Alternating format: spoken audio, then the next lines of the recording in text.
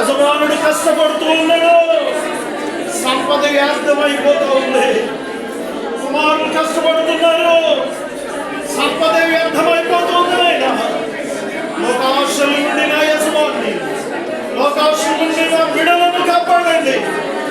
ఎవరి కుమార్తెలు లోకము వైపు వారి మనసు మళ్ళకుండా కాపాడండి.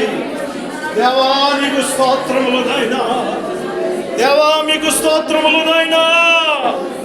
బైబిల్ గ్రంథములో ఉన్నటువంటి శ్రేష్టమైన ఓ గొప్ప వరములను మేము పొందుకోవడానికి, ఓ గొప్ప దీవెనలను మేము సంపాదించుకోవడానికి మా తండ్రి దైవజనులు దేవదాసయ్య గారి ద్వారా నేర్పబడిన దైవ సన్నిధిని మేము అనుభవించడానికి, ఆ సన్నిధిలోనికి అడుగుపెట్టి సన్నిధి యొక్క విలువను తెలుసుకుని సన్నిధిలో గోజులాడి నాయనా నీతో మాట్లాడి, నీకు మా అక్కర్లు చెప్పుకొని, నీకు మా సమస్యలు చెప్పుకొని, నిన్ను చూచి నీ మాట వినగలిగిన భాగ్యం, నీ స్వరము వినగలిగిన భాగ్యం మాకు దయచేయండి నాయనా. నీకు స్తోత్రం.